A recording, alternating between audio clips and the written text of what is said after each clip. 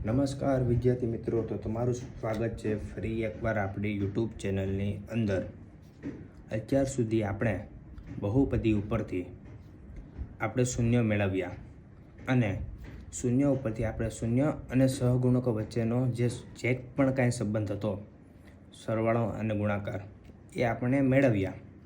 હવે દાખલા ઊંધા આવશે. ઊંધા કઈ રીતના?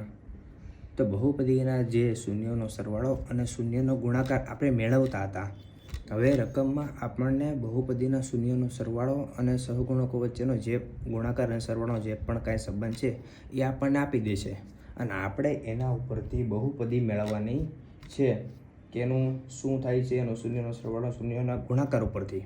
બરાબર છે? તો સ્વાધ્યાય 2.2 એનો પ્રશ્ન 2. બરાબર છે? એના 6 દાખલા છે. આજે આપણે 2 દાખલા જોવાના છે. બરાબર છે? શરૂઆતના ખૂબ ઇઝી છે, તમે ખાલી ધ્યાન રાખજો. એકવાર તમે ધ્યાનથી જોઈ લો, પછી તમને બધું ઇઝી જ લાગવાનું છે.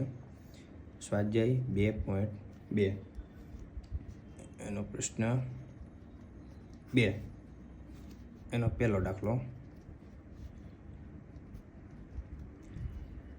સૂચના એવી આપી છે કે દ્વિઘાત બહુપદીના શૂન્યનો સરવાળો અને શૂન્યના ગુણાકાર પરથી દ્વિઘાત બહુપદી મેળવો.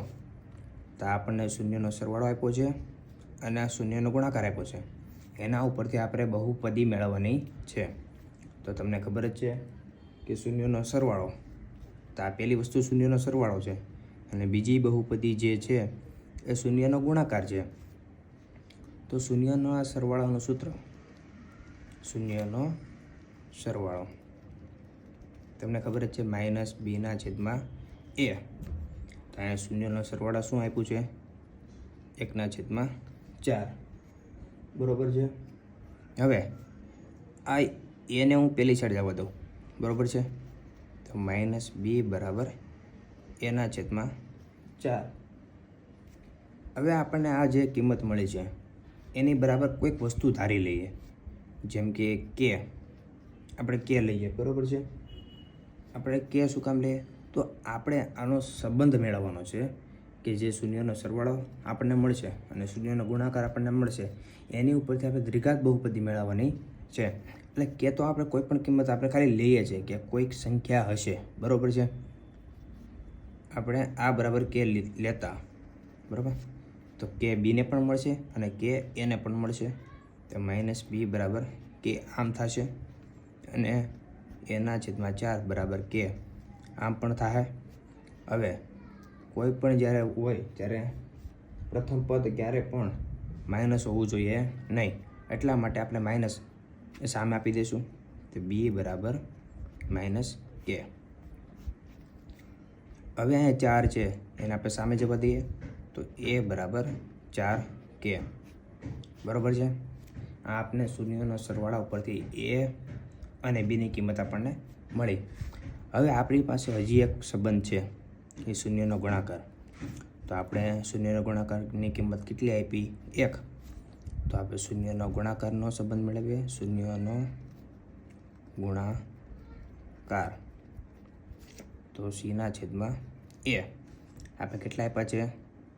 1. તો c/a = 1. એને હું સામે જવા દઉં એટલે c = a. હવે એની કિંમત કેટલી આપી છે? 4k. તો એની કિંમત આપણે અહીંયા મૂકશું. બરાબર? તો c = 4k. અહીંયા લખી રાખજો એની કિંમત મૂકતા. બરાબર છે? તો હવે આપણી પાસે a, b અને c આ ત્રણેય કિંમત આપણને મળી ગઈ છે. હવે આપણે દ્વિઘાત બહુપદીનું પ્રમાણિત સ્વરૂપ સાથે આપણે સરખાવીએ. તો તમને ખબર છે દ્વિઘાત બહુપદીનું પ્રમાણિત સ્વરૂપ ax² + bx + c. એની કિંમત કેટલી છે? 4k. 4k x² પ્લસ બેની કિંમત -k x પ્લસ cની કિંમત 4k. પ્લસ માઇનસ માઇનસ થાય એટલે 4k x² - kx + 4k.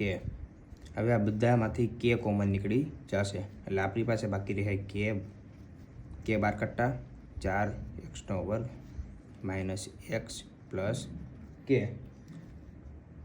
તો આ આપણો શું થાય છે જવાબ, કે બહુપદીના જે શૂન્યનો સરવાળો અને શૂન્યના ગુણાકાર ઉપરથી આપણને આ પ્રકારની દ્વિઘાત બહુપદી મળે છે. બરાબર છે. ખૂબ ઇઝી દાખલો છે, કાંઈ છે નહીં. આપણે હજી એક દાખલો જોઈએ બીજા નંબરનો. બરાબર છે. બીજા નંબરની કિંમત છે √2 અને 1/3. તો સૌ પ્રથમ આપણે શૂન્યનો સરવાળો શોધીએ. શૂન્યનો સરવાળો -2/a. -2/a ની કિંમત કેટલી આપી છે? √2. હવે આપણે શું લેશું કે કોઈ પણ સંખ્યાનો જે આપણે દ્વિઘાત બહુપદી મેળવવાની છે એટલા માટે આપણે શું લઈએ છીએ? કે લઈએ છીએ. બરાબર. એટલે -2/a બરાબર √2 બરાબર કે લેતા. બરાબર. હવે એ છે એને આપણે સામે ગુણી દઈએ -b બરાબર √2a. બરાબર છે. બરાબર કે. હવે કે આને પણ મળશે ને કે આને પણ મળશે તો -b બરાબર કે અને √2a બરાબર કે. તમને પહેલાં પણ કીધું પ્રથમ પદ ક્યારે પણ શૂન્ય હોય નહીં, એટલે b બરાબર -k. અહીં એને કરતાં બનાવતા √2 એ કેને નીચે જશે એટલે a બરાબર k/√2. તો અહીંયા આપણને a અને b ની કિંમત મળી છે. હવે શૂન્યના ગુણાકારનું આપણને પાસે કિંમત છે, એના ઉપરથી આપણને c ની કિંમત પણ મળી જાય. તો આપણે શૂન્યનો ગુણાકાર એનું સૂત્ર લખીએ. શૂન્યનો ગુણાકાર. શૂન્યના ગુણાકારનું સૂત્ર છે c/a. તો c/a અને શૂન્યનો ગુણાકાર એની કિંમત આપણે કેટલી આપી? 1/3. એ સામેની બાજુ જાહે એટલે a/3. એની કિંમત કેટલી છે? k/√2. તો અહીં કેની કિંમત મૂકતા એની કિંમત મૂકતા k/√2 1/3. તો 2 નીચે આવી જશે તો c બરાબર k√2 × 3. બરાબર. આ આપણી a, b અને c ની કિંમત મળી ગઈ છે. બરાબર. હવે વાત થાય કે આપણે દ્વિઘાત બહુપદીના જે પ્રમાણિત સ્વરૂપ છે એની સાથે આપણે સરખાવીએ. એટલે p(x) બરાબર ax² plus bx plus c. એની કિંમત કેટલી આપી છે? k/√2 x² પ્લસ bની કિંમત કેટલી આપી? -k × x પ્લસ cની કિંમત કેટલી આપી? k√2 3. બરાબર છે. હવે બધા અહીંયા માઇનસ પ્લસ માઇનસ થાય એટલે k/√2 × x માઇનસ kx, કેમ કે પ્લસ માઇનસ માઇનસ. બરાબર. k બરાબર √2 3. હવે આપણને કે બધામાં કોમન મળે છે તો કે પહેલાં બહાર કાઢી લઈએ. બરાબર.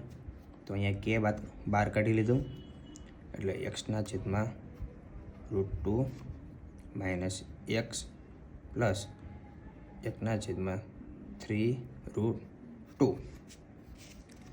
હવે 3√2 આપણે લસા લઈએ અને બધે ગુણી દઈએ. બરાબર. તો કે અહીંયા પહેલાં ગુણી દેતા 3√2 x² / √2 માઇનસ 3√2 x. અહીંયા તો છે 3√2 છે. બરાબર. એટલા માટે અહીં +1 અને આ બધાના છેદમાં 3√2. બરાબર. હવે √2 ભાઈ ઉડી જશે અને 3√2 આપણે બહાર કાઢી લેતા